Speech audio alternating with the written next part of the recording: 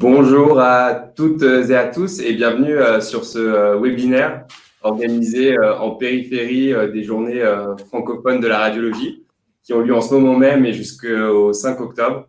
On est ravis de vous accueillir sur ce webinaire dans le studio d'Incepto. On remercie d'ailleurs Incepto pour l'organisation, Igor et toute son équipe pour l'organisation de ce webinaire. J'en profite pour notre audience du coup en ligne. Que c'est un webinaire qui s'inscrit dans une série de webinaires qui ont lieu pendant tout le week-end et jusqu'à lundi, avec tout un programme qu'a concocté l'équipe d'Incepto avec des contenus thématiques sur des sujets très précis, le dépistage du cancer du sein, la prise en charge des fractures dans les urgences. Donc, allez voir le programme qui a été préparé par Incepto. On vous le remettra, je pense, dans le chat, tout l'agenda, et inscrivez-vous sur les sessions qui vous intéressent. Pour notre audience aussi, alors c'est un format coronavirus, donc complètement digitalisé, mais l'objectif de cette session qui va durer 20-30 minutes en discussion et puis après on prendra des questions. L'objectif, c'est justement qu'on interagisse. Donc, allez poser vos questions dans le chat et on gardera une séquence à la fin de cette discussion pour prendre vos questions que je transmettrai à nos intervenants. Alors, sur ce webinaire aujourd'hui, on va parler d'entrepreneuriat dans la santé et dans l'imagerie médicale en particulier. Et pour discuter de ce sujet, je suis entouré de trois entrepreneurs aguerris, expérimentés, qui sont lancés dans l'aventure maintenant depuis quelques années. Et je vais leur laisser le soin de se présenter chacun via un petit tour de table. Antoine, je te laisse démarrer ce tour de table. Merci Lucas de modérer cette session. Donc, moi, je m'appelle Antoine Jomier et j'ai lancé avec Gaspard Dassini, qui est un radiologue, et Florence Moreau, Incepto, en tout début 2018, c'est-à-dire il y a un peu plus de 2 ans et demi. Merci Antoine. Senan, si tu veux prendre la suite. Oui, bonjour tout le monde. Je suis Senan Doyle, fondateur CEO de Pixel. Donc à Pixel, on travaille pour améliorer la prise en charge des patients atteints par les maladies neurologiques en mettant l'intelligence artificielle dans les mains des radiologues. Merci Senan. Christian, pour terminer. Oui, bonjour, moi je suis le fondateur et CEO de la société Glimmer. On développe des logiciels d'aide au diagnostic et notre première application qui est une concrétisation de ça, c'est en radiographie traumatique. C'est un logiciel qui s'appelle BoneView et qui détecte les radiographies, qui détecte les fractures sur de la radiotraumato-osseuse, donc membre et bassin. On a été créé en décembre 2017, je pense à peu près en même temps qu'Incepto, puis pas très loin non plus de Pixel. Et aujourd'hui, on commercialise ce logiciel, notamment via la plateforme Incepto. Merci Christian, et je vais clôturer ce tour de table. Donc, je suis Lucas Delannoy, je travaille chez BPI France et dans un département qui s'appelle le Hub de BPI France, qui est une structure d'accompagnement qui est dédiée aux startups qui sont investies au capital par la banque. Peut-être quelques mots juste sur BPI France et sur pourquoi aujourd'hui on a été invité pour modérer cette discussion. BPI France, pour ceux qui ne connaissent pas, c'est la banque de l'innovation et la banque des entrepreneurs, avec la vision que les grands défis de demain seront, une partie de la solution se trouve dans les technologies, dans les solutions innovantes, et que c'est avec les entrepreneurs et en France qu'on arrivera à les résoudre. Donc ça, c'est la vision de la banque. Et bon, on reste une banque, donc ce qu'on fait, c'est des métiers bancaires. On intervient principalement en financement et en investissement. En investissement, on a toute une série de produits qui sont dédiés à des startups qui sont conçus pour répondre aux enjeux de financement de ces startups. Alors, il y a des subventions, des concours d'innovation et puis des aides pour les aider dans leur développement. Donc là, il y a tout un continuum de financement qui est proposé. Et en investissement, on intervient directement au capital des sociétés comme des fonds privés. Juste pour vous donner un ordre d'idée sur 2019, le secteur de la santé chez BPI France, sur la partie financement, ça représentait 150 millions d'euros de capital qui était déployé. Et sur la partie investissement, on était autour des 50 millions. Donc, c'est vraiment un sujet qui est complètement clé pour la banque. Et encore une fois, pour l'illustrer, là, aujourd'hui, on est avec des startups qui sont dans le numérique. Le sujet du numérique, c'est aussi un sujet qui est très, très suivi au sein de BPI France. Et on a même un véhicule qui est dédié à l'investissement dans ces sociétés-là, qui est le fonds patient autonome, qui est dirigé par Shara Louafi et qui est doté de 50 millions d'euros pour investir directement dans des sociétés dans la santé numérique. Donc, vraiment une conviction forte du côté BPI que c'est un sujet clé de transformation de la société française. Et puis, le dernier pilier de BPI France, c'est qu'au-delà d'une banque, BPI France a développé aussi l'accompagnement. Donc, on a une offre d'accompagnement. On pense qu'au-delà du capital, on peut aussi amener aux entrepreneurs les clés pour réussir leur projet. Et c'est aujourd'hui, on a la chance d'avoir un écosystème qui est très riche, avec des entrepreneurs qui ont déjà réussi, avec beaucoup de gens qui se lancent. Et donc, BPI France veut avoir ce rôle de catalyseur d'entraide et de partage de bonnes pratiques dans cet écosystème. Et donc c'est notre ambition. Voilà.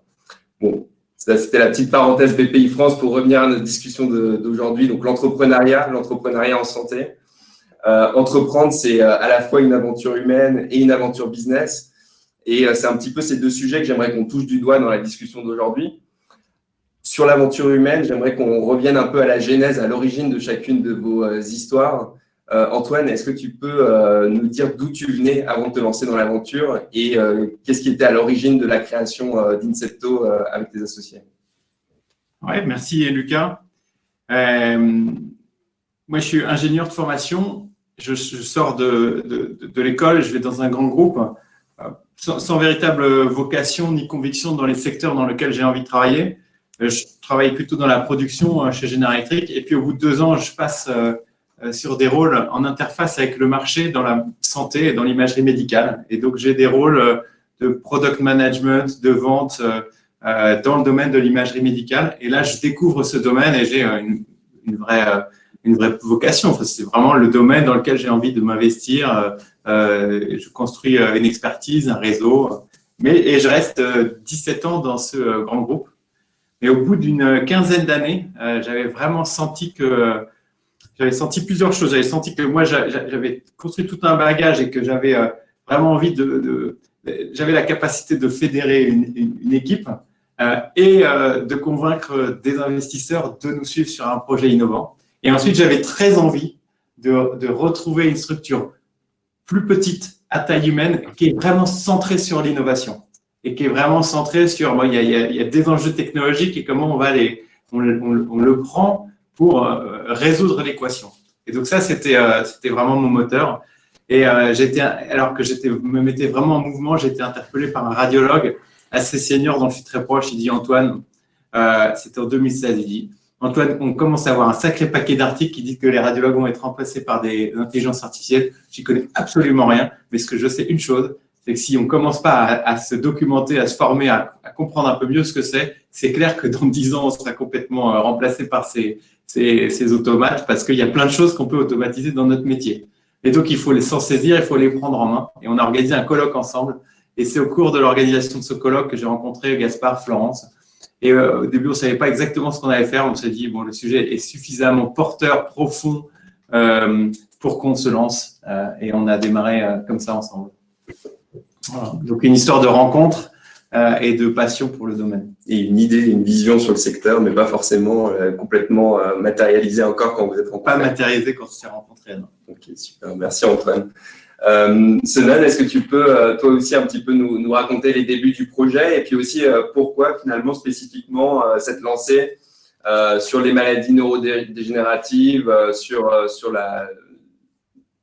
dans ce secteur-là en particulier? Oui, bien sûr.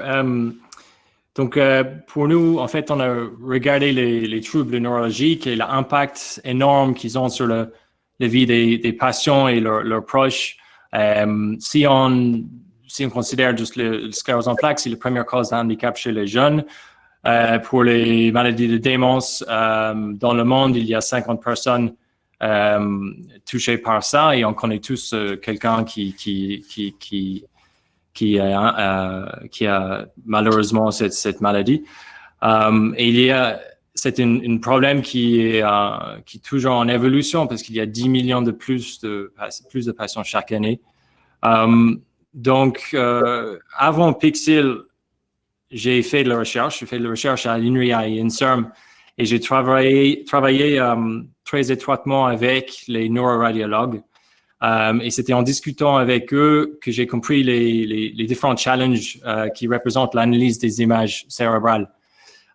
Donc, compte tenu de la complexité des données, la massive quantité de données, des images à interpréter, et le fait que l'IRM cérébral, c'est l'examen le plus chronophage, c'était évident qu'il faut trouver une solution. Donc, c'est pour ça qu'on a créé Pixel, en fait.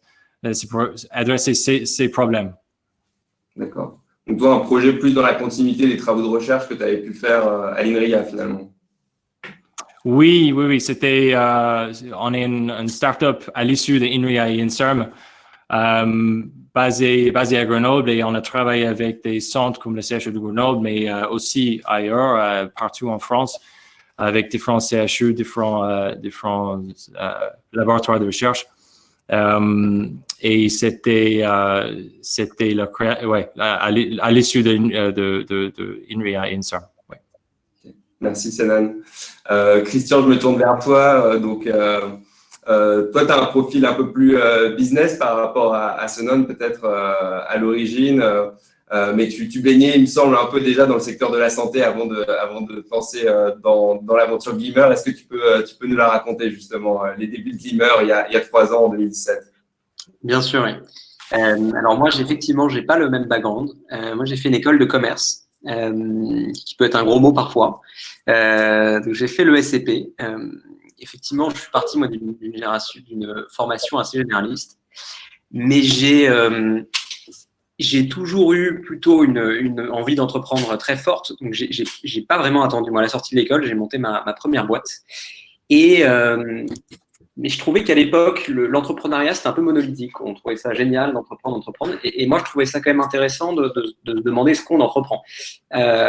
J'aurais pas du tout été, je pense, épanoui à faire des marketplaces. J'avais besoin qu'il y ait un impact fort. J'avais besoin d'être dans un domaine qui a du sens, qui ressemble à la marge de l'histoire.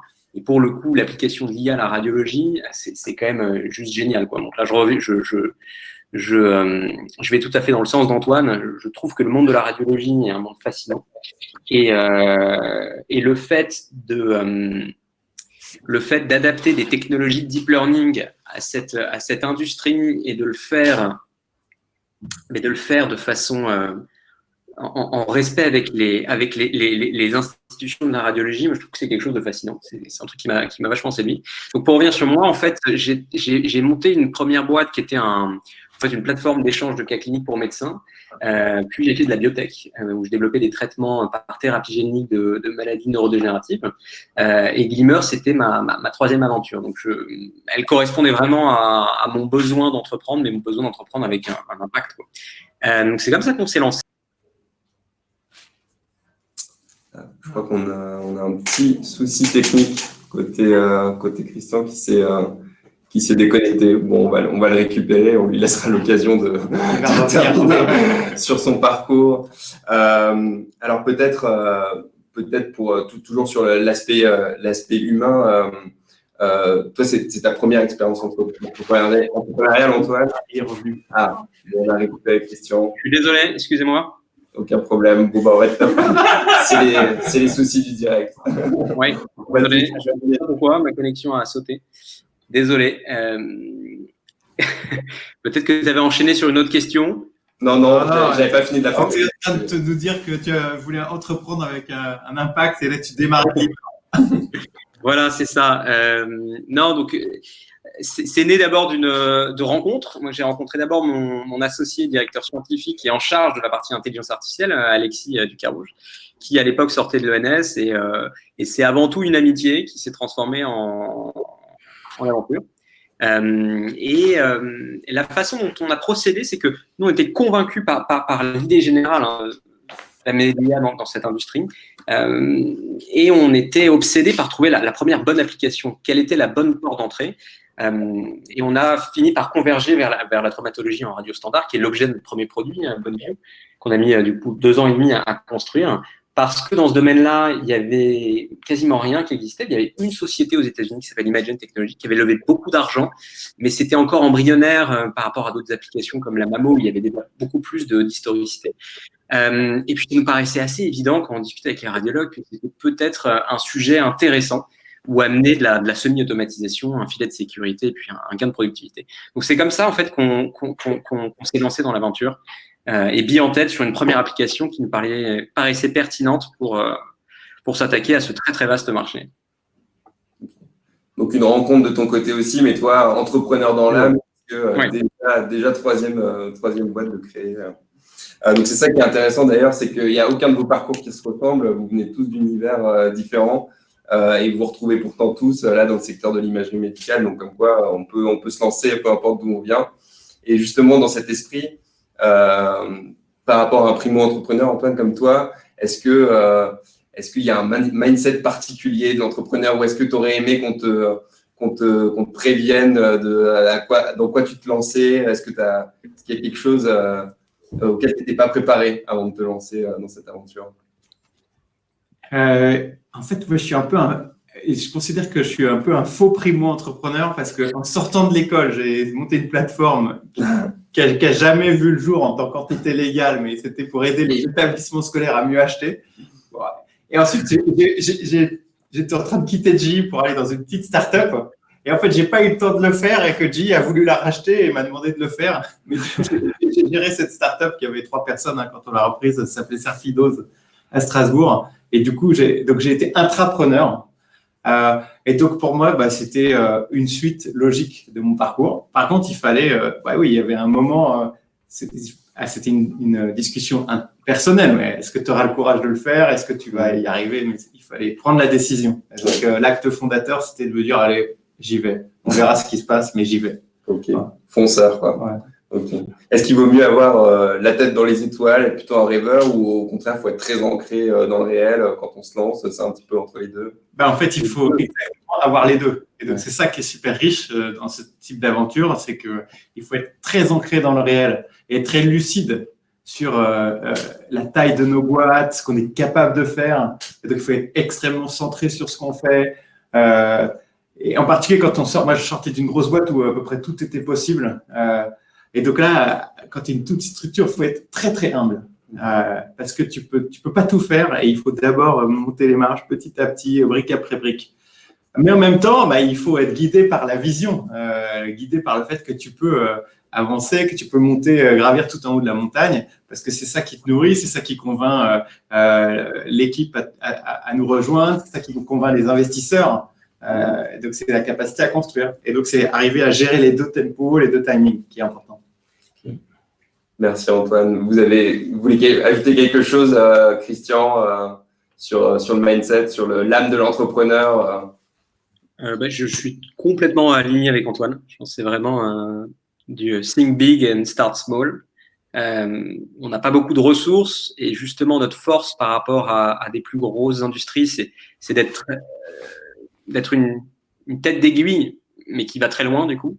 Et puis ensuite, il construit progressivement de la valeur et qui ajoute en fait, qui étend le périmètre progressivement. Et en même temps, il faut effectivement avoir, je pense, la notion d'une sorte de... Il faut avoir la notion de où on va, d'avoir une vision qui soit suffisamment inspirante pour motiver des collaborateurs et créer une vraie belle aventure. Et c'est pas simple d'ailleurs, il faut souvent changer de casquette, parfois plusieurs fois par jour, pour aller trouver de l'inspiration, affermir la vision et puis être capable d'être très pragmatique et de remettre les mains dans le cambouis. C'est vraiment ça pour moi, le mindset d'entrepreneur. Merci Christian. Alors, en introduction, je parlais d'une aventure humaine et une aventure business. Donc, quand on lance une start-up, on a l'ambition de changer le monde ou une partie du monde, mais on veut aussi créer une entreprise commerciale, devenir un acteur qui s'installe dans son environnement, qui vient disrupter des acteurs qui sont déjà installés. Donc, j'aimerais qu'on aborde un peu ce sujet-là dans la deuxième partie de la discussion. Antoine, sur le marché de l'imagerie médicale, quelle est la vision d'Incepto sur la transformation de ce marché et la place d'une start-up comme la vôtre ou comme les vôtres dans ce marché-là? La vision d'Incepto, c'est d'accélérer la diffusion et l'usage au quotidien des applications d'intelligence artificielle qui sont développées. Et donc, c'est vraiment d'être une plateforme ouverte, de regarder ce qui se fait domaine par domaine et de sélectionner un partenaire qui nous paraît… on le sélectionne parce que leur outil nous paraît le plus performant. Donc, il y a une veille technique. Sur le plan technologique, architecture, c'est cohérent avec notre modèle de plateforme. Et puis aussi, l'équipe est sympa, bien organisée, a un peu de financement pour une capacité à avancer. Et donc, on va sélectionner un partenaire par domaine et on va travailler main dans la main à essayer de diffuser l'usage, l'utilisation. Parce que chaque appli a une profondeur d'impact qui est très forte. Si on prend le suivi des maladies neurodégénératives, le suivi pour la sclérose en plaques, Pixil, c'est des outils nouveaux, mais ça change la vie des patients qui sont atteints de cette pathologie. Si on prend la pression dans les services d'urgence en France, les parcours de traumatologie, on peut vraiment changer la prise en charge avec une application comme Glimmer. Et donc là, on va travailler avec les deux équipes, technique, commerciale, marketing, pour essayer d'accélérer la diffusion et de faire en sorte qu'on passe vraiment dans les usages. Et la distribution et la mise sur le marché dans le domaine de la santé, c'est quand même toute une histoire, un roman même. Et donc, le fait de mutualiser ces expériences sur une plateforme, de travailler aussi à l'intégration et l'interopérabilité, c'est des services qu'on veut proposer à des partenaires comme Christian et Shenan. Ok. Oui, très clair. Donc, un enjeu de transformation des métiers, des médecins que vous proposez via la plateforme et via le déploiement de cette plateforme dans les hôpitaux. La place des startups au milieu des gros acteurs de l'imagerie médicale et les constats que vous pouvez avoir par rapport à ce que c'était il y a 5, il y a 10 ans. Il y a quelque chose qui est en train de changer là en ce moment. Ah ouais, très clairement, là, depuis cette vague d'IA, il y a beaucoup d'investissements qui sont faits dans des startups. Avant, l'investissement, il était vraiment, jusqu'à il y a 5 ans, il était essentiellement porté par les gros acteurs. Développer un nouveau scanner, une nouvelle IRM, c'est un programme, 50, 60 millions d'euros. Il n'y a aucune équipe qui peut démarrer de zéro, lever de l'argent et commencer à travailler sur le sujet. Là, on est sur du deep tech, mais du digital. Et donc, il y a beaucoup de financements qui sont en train d'être mis en œuvre. Il y a une ébullition. Et cette ébullition, pour une des premières fois, elle se passe en dehors de ces grands groupes. Voilà. Et après, moi, ce que je trouve passionnant pour sortir de ces grands groupes, c'est de travailler ensemble, à serrer les coudes, à trouver les modèles entre nous, parce qu'on a une communauté de vision, une communauté de culture, une agilité et une rapidité. Et c'est ça qui est vraiment sympa. On le vit depuis 3-4 ans au JF, à tous les congrès. Bon, là, c'est un peu virtuel. La première fois qu'on s'est vraiment vu avec Christian et Shenan, c'était une grosse soirée la veille de congrès européen de radiologie qui se terminait bien tard. Et c'est aussi ça, les partenariats.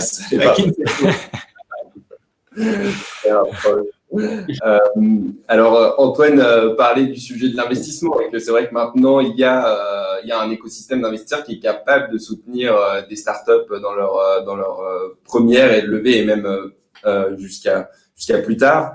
Je vais me tourner vers toi, Christian. Et d'ailleurs, la question est assez naturelle. Félicitations pour le news flow récent sur la levée. Et justement, je profite de ce news flow pour te poser la question. Une startup aujourd'hui, comment elle s'entoure au début de son projet? Est-ce qu'elle doit choisir ses investisseurs? Quels sont les points d'attention? Est-ce que tu peux nous en parler un petit peu? Bien sûr. Merci d'ailleurs pour tes bons voeux. Je pense qu'il n'y a pas vraiment de règles. À mon avis, il y a autant de règles qu'il y a d'entrepreneurs. Mais pour nous, ce qui était important, on est sur un marché qui évolue rapidement. Et donc, il fallait rapidement sécuriser des financements significatifs. Et puis surtout, mettre autour de la table des fonds qui avaient des poches suffisamment profondes. Donc, l'histoire nous aura montré qu'on a vraiment eu raison de faire ça parce qu'en fait, pour la petite aparté, le club d'investisseurs, de fonds de VC qui ont participé à notre tour de seed il y a 2 ans, on avait levé 1,5 million en juillet 2018, sont les mêmes. Et l'un de ces 3 fonds, d'ailleurs, a leadé notre série A qu'on vient d'annoncer de 7,5 millions d'euros. Et donc, on a eu, en l'occurrence Xange, on a eu, je pense que c'était très positif pour nous de très tôt faire venir un fonds ayant les poches suffisamment profondes comme Xange, qui peut nous suivre dans la durée. On a appris, on a construit une relation de confiance qui nous a pris du temps et qui, au moment venu, leur a permis de de s'engager encore plus dans l'aventure en investissant un plus gros ticket. Donc ça, c'était important pour nous, c'était accéder très vite au capital parce que c'est un marché qui bouge vite, il faut aller vite, et prendre et ramener autour de la table des fonds significatifs. Et ensuite, alors ça, c'est des choses, ça c'est assez conjoncturel. Maintenant, de façon plus structurelle, moi, les investisseurs que j'ai toujours recherchés, c'est des investisseurs qui ont deux qualités. Je ne recherche pas des experts. Moi, je pense qu'un fonds peut être santé, très bien. Il ne sera jamais expert de votre domaine précis. Par exemple, nous, on pourrait dire que notre domaine, c'est l'IA en radiologie, mais en fait, notre vrai domaine, c'est la traumatologie en radio standard. Donc, il n'y aura aucun fonds qui aura une vraie pertinence sectorielle sur ce sujet-là. Il couvre beaucoup trop de sujets. Donc, moi, je ne crois pas vraiment à l'expertise des fonds. Je pense que c'est important qu'un fonds connaisse votre industrie, mais je crois beaucoup plus dans l'humilité, c'est-à-dire des fonds qui savent qu'ils ne sont pas les experts, que vous êtes l'expert, mais qui ont développé une méthode avec le temps pour savoir à qui ils peuvent faire confiance. Et ça, c'est quelque chose que moi, je retrouve chez tous les investisseurs qu'on a sélectionnés dans le tour de table. Cette espèce d'humilité intellectuelle de se dire, vous êtes les experts, mais nous, on a une bonne méthode en fait, pour repérer les bons doueurs, les bons exécutants, les bons entrepreneurs qui vont réussir à motiver des talents, etc. Et ça, c'est l'entretien que l'entrepreneur fait passer à l'investisseur. Et moi, c'est quelque chose sur lequel je suis très vigilant. Parce que faut faire très gaffe aux relations investisseurs-entrepreneurs qui peuvent se tendre quand on a un coup dur. Et la posture du fonds d'investissement trop sachant, elle peut être très dangereuse à ce moment-là. Et le deuxième point, c'est la bienveillance. C'est assez proche, en fait, mais pareil, c'est très important d'avoir des fonds bienveillants autour de la table. Et moi, pour la petite histoire, c'est quelque chose que j'avais testé avec un test très pragmatique. C'est que pour raconter les coulisses de notre tour de seed, donc avant notre série A, un fonds Xange nous avait envoyé une lettre d'intention, une term sheet, qu'on avait signée. Et puis, en cours de process, il y a un autre fonds qui s'appelle Elaya et qui rentrait dans la danse en disant non, on a vraiment envie de venir. On avait réfléchi. Donc, moi, j'ai appelé Xange à ce moment-là en disant je suis un peu embêté parce que oui, on a signé une term sheet pour faire un tour que tous les deux, mais il y a aussi ce fonds, ce beau fonds, Elaya qui voudrait rentrer. Qu'est-ce que vous en pensez? Et la réponse de Xange, c'était ça fait grincer les dents parce qu'on aimerait bien être seul sur ce deal, mais je pense que c'est très sain pour toi, c'est très sain pour ta boîte, pour un sujet aussi capitalistique que l'IA en radiologie, que tu aies d'emblée autour de la table plusieurs fonds. Donc, allez, tu sais quoi, on déchire la term sheet et on recommence tout. Et ça, pour moi, c'était vraiment une marque de bienveillance et d'intérêt pour la boîte qui m'a fait dire, OK, c'est avec ce genre de personnes que j'ai envie de travailler. Donc, c'était une petite anecdote, mais pour vous dire que je fais des tests en fait à mes investisseurs pour être certain que c'est les bonnes personnes avec qui s'embarquer dans un truc qui est quand même c'est pas rien quoi. L'aventure entrepreneuriale c'est beaucoup d'émotions sur la table, et vous avez intérêt à partir avec les bonnes personnes. Ok, donc confiance et bienveillance, c'est les deux critères de choix pour humilité et bienveillance, oui. Humilité et bienveillance. Très clair, merci Christian. Et toujours sur du coup, le volet business ou commercial, Senan, est-ce que la commercialisation de vos solutions, ça se fait pas en 2 jours? Justement, on ne crée pas une marketplace, il y a quand même pas mal d'étapes à construire. Est-ce que tu peux nous raconter un petit peu le parcours de start-up comme les vôtres ou spécifiquement de celle de Pixel? Où est-ce que vous en êtes et qu'est-ce que ce sera les prochaines étapes pour vous? Oui, c'est un sujet assez intéressant parce que l'imagerie médicale, en imagerie médicale, l'intelligence artificielle, c'est assez nouveau et c'est un marché à créer de zéro, et ça fait quelques années que toutes les entreprises travaillent pour pousser cette technologie, pour démontrer aux radiologues, aux cliniciens que la valeur ajoutée de cette technologie. Et je pense que ce qui est intéressant aujourd'hui, c'est qu'il y a maintenant une reconnaissance du potentiel pour un meilleur système de santé. Et on attend de plus en plus l'adoption de cette technologie parce qu'aujourd'hui, en fait, le nouvelle des États-Unis, qui date d'une semaine, je pense, c'est que Viz.ai, c'était la première entreprise d'intelligence artificielle pour l'imagerie médicale qui a obtenu le approval pour le CMS ou le Medicare donc remboursement là-bas. Donc, c'était vraiment un jalon important pour l'industrie dans le monde, parce que ça montre qu'il y a de plus en plus une appréciation de la valeur ajoutée pour ce genre de technologie.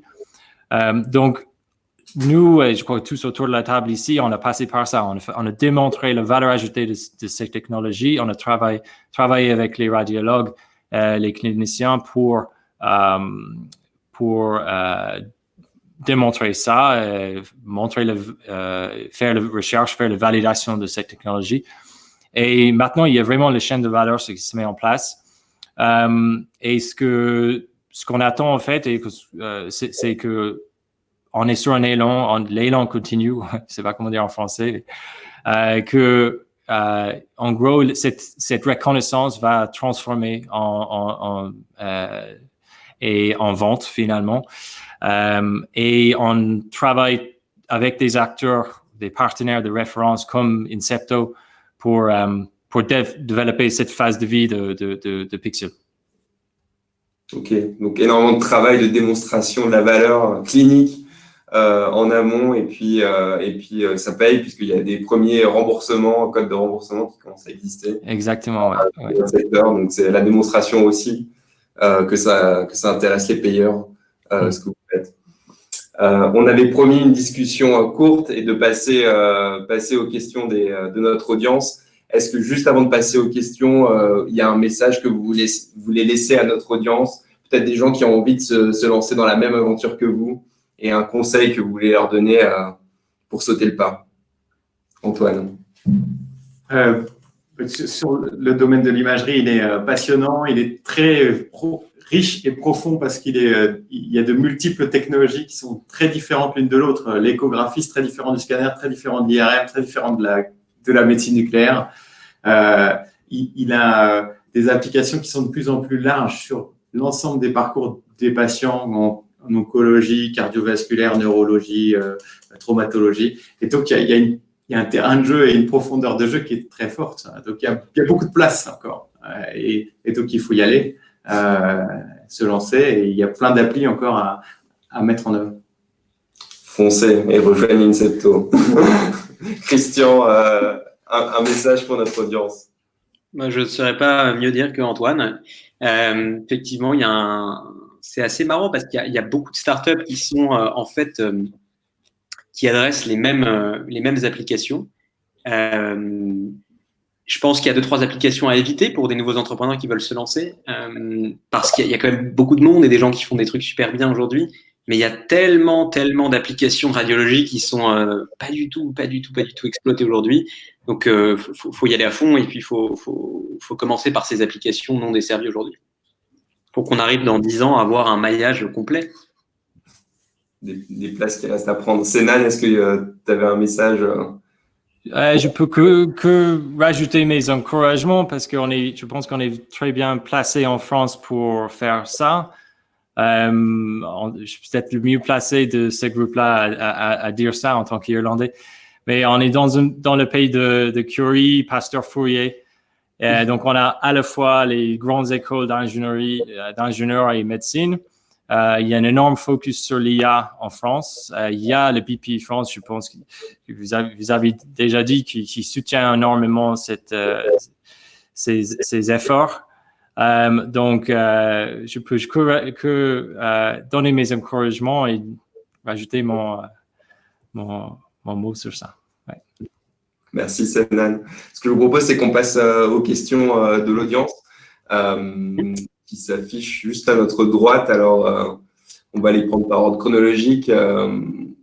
Alors, Christian, quel conseil pour réussir sa série A? Tu en as donné quand même quelques-uns déjà. Est-ce que tu as des conseils spécifiques à la série A?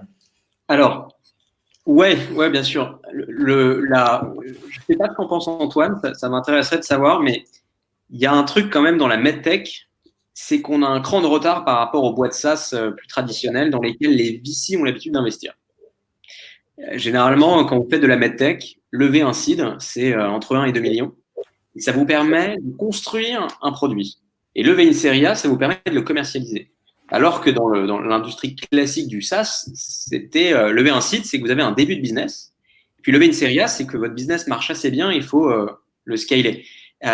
Et ça, c'est une vraie difficulté à pas sous-estimer, c'est qu'il n'y a pas beaucoup aujourd'hui de fonds d'investissement qui sont spécialisés vraiment sur la health tech au sens medtech digital. Il y en a très peu, donc on se retrouve souvent à aller voir des fonds qu'on appelle tech traditionnels, comme les VC qu'on a nous au Portugal, des fonds. Donc ces gens-là, il faut quand même faut leur faire comprendre qu'on ne peut pas être au même stade qu'une boîte SaaS au moment où on va lever une série A. Et le conseil que je leur ai donné, parce que c'est ça qui est le plus intéressant là-dedans, c'est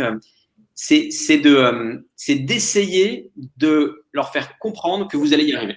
Je vous donne un exemple hyper concret. Nous, sur notre tour de seed, donc notre premier tour de financement, on a levé au bout de 6 mois 1,5 million. On n'avait rien construit à l'époque, mais on avait une idée extrêmement claire de là où on voulait aller. Donc, on avait projeté un produit final avec des maquettes super élaborées, super chiadées, qui correspondaient parfaitement à la vision business qu'on avait.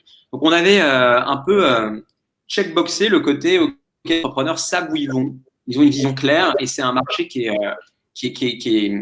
suffisamment grand et donc qui intéresse un VC. Deuxième point, on s'est dit il faut quand même qu'on leur montre des choses qu'on sait faire. Et donc, nous, on fait de la détection de fractures. En IA, le paradigme de la détection, c'est un paradigme qui est compliqué, l'object detection, et puis c'est ce qui prend du temps à construire. Par contre, il y a un paradigme qui est plus simple, qui s'appelle de la classification, c'est-à-dire vous allez donner à un réseau de neurones seulement un morceau d'image en lui demandant est-ce qu'il y a une fracture dedans, oui, non. Ça, c'est beaucoup plus facile. On avait commencé en fait à prouver à nos investisseurs qu'on était capable de faire de la classification, mais à un niveau proche de 100% de précision. Et on a construit un discours en disant, regardez, on sait faire de la classification de fractures. Le produit final, c'est pas ça. On va détecter de la fracture dans des images beaucoup plus grandes. On va perdre en performance, c'est certain. En revanche, étant donné que sur un examen de patient, on pouvait avoir 3, 4, 5 incidences, les chances de détecter la fracture sont d'autant plus grandes. Et alors, je rentre dans un détail très concret, mais parce que c'est une dialectique qui fonctionne assez bien. C'est la vision finale, on la connaît, voilà le produit qu'on va construire. Voilà ce qu'on sait faire, et voilà pourquoi on va réussir à faire ce produit final. Et en fait, ça, c'est quelque chose qui a plutôt décomplexé Xange et qui, du coup, les ont convaincus qu'on était la bonne équipe pour mener ce projet. Et c'est comme ça qu'ils nous ont finalement poussé une term sheet. Mais c'est un vrai enjeu qui mélange là, pour le coup, marketing, réalisme scientifique, et qu'il faut bien travailler cette communication. Merci Christian. Je crois que la question suivante, elle tourne autour du modèle économique de vos solutions à l'hôpital. Donc, une question très curieuse de savoir comment vous pouvez vous rémunérer sur des actes aussi mal valorisés, 20-30 € pour une radio standard, pour un volume de 400 000 radios à peu près. C'est vrai que c'est un enjeu que de facturer à l'hôpital, mais aujourd'hui, vous y arrivez.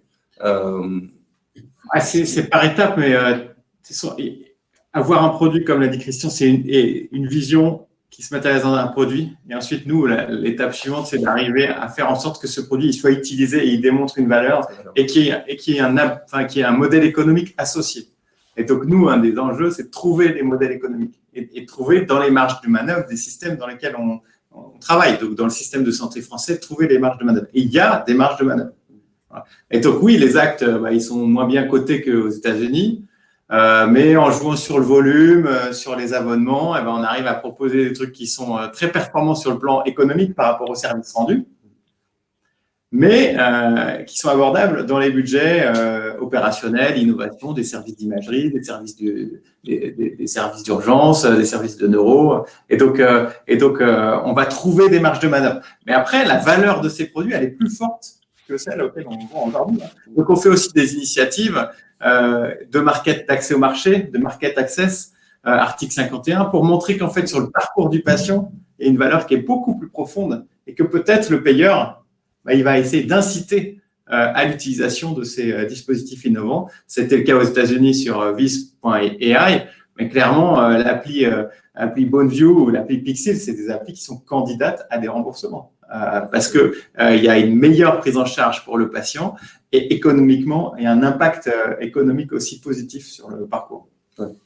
Si je peux rajouter un élément justement à la question de Pascal Client, moi, je pense qu'il ne faut pas tant réfléchir à la cotation de l'examen sous-jacent qu'on semi-automatise, mais il faut plutôt réfléchir à la valeur du temps radiologue. Parce que finalement, faire gagner du temps sur une radio standard qui est mal cotée, ça permet de dégager du temps et c'est ce temps-là qui compte en fait.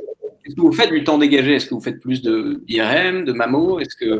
Donc, je pense qu'il faut faire gaffe à ça. On n'est pas, en fait, on vient pas prendre une marge additionnelle sur un examen mal coté. On est une solution de productivité et un filet de sécurité pour un établissement de santé qui a 1000 métiers et qui a une réalité plus riche, quoi. Ça, c'est un moyen, en fait, le fait d'aller sur la traumatologie de la radio standard, c'est simplement un moyen. Mais in fine, le but, c'est de faire gagner du temps. Et ce temps-là, il est universel. Il peut être réappliqué sur plein d'autres applications. L'hôpital, aujourd'hui, il investit dans vos solutions. Hein. C'est-à-dire que ça se passe par là, justement, et il est prêt à payer sur ses budgets opérationnels, c'est ce que tu disais. Ouais, Antoine. Une question pour Senan. En quoi votre victoire au Data Challenge des JFR vous a aidé? Et c'est quoi votre prochain challenge chez Pixel? Oui. Donc, pour ceux qui ne connaissent pas le challenge, je vais peut-être juste expliquer que c'était assez ambitieux. C'était un challenge posé par l'Observatoire français, Société française de radiologie, mais avec la collaboration de l'Observatoire français de sclérose en plaques. Donc, le but du challenge, c'était de prédire l'handicap des patients à 12 ans à partir d'une seule image IRM, donc FLAIR. Donc, c'était très ambitieux et on a réussi de le faire, en fait. Et ça fait pas mal de bruit parce qu'on est en train d'aborder le sujet de l'imagerie prédictive. Donc, ce qui est le thème de GFR cette année. Et c'est assez révolutionnaire. On a parlé d'aide au diagnostic, on a parlé de triage des images, et là, on parle d'encore une autre application de l'IA. C'est la capacité de prédire l'handicap des patients et de ajuster ou modifier le traitement aux patients en fonction. Donc là, on rentre clairement dans une situation où ce qu'on apporte aux patients, ce qu'on apporte au système de santé, il y a pas, ça n'existe pas aujourd'hui. Donc, on va sûrement aller plus loin avec ça et on travaille, il y aura des annonces bientôt sur le sujet. On travaille avec les différentes sociétés savantes et on travaille avec des différents partenaires pour développer cette technologie. Et vu qu'on parle de business, de commercialisation de ça, c'est clairement un use case où le modèle économique, c'est à définir, mais c'est très évident qu'il faut cette technologie pour la société, pour les patients. Pour répondre peut-être aux questions de comment est-ce que ça nous a aidé, ça nous aide parce que ça montre que on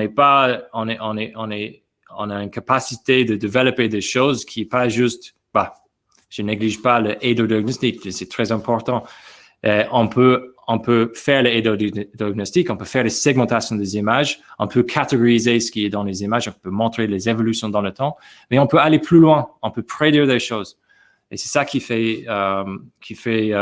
intéresse des gens pour le futur. Merci, Senan. Alors, une question autour de la validation technique de vos solutions, peut-être technique et réglementaire d'ailleurs, par rapport aux exigences européennes et américaines. Vous voulez répondre? Peut-être Christian. Je ne comprends pas bien la question, je suis désolé. Est-ce que vous avez des difficultés aujourd'hui à faire enregistrer vos solutions, à les faire valider techniquement ou réglementaire, j'imagine, à mon avis, derrière cette question, c'est ça qui est sous-jacent.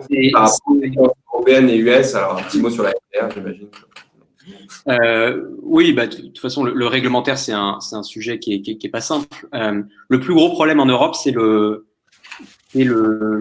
temps nécessaire pour obtenir une date d'audit auprès des organismes notifiés, donc qui sont ceux qui vous auditent pour vous donner, donc pour valider votre QMS sur la norme ISO 13485, et puis vous attribuez un marquage CE, donc de classe 2A au moins, c'est-à-dire quand un organisme notifié vient valider ça.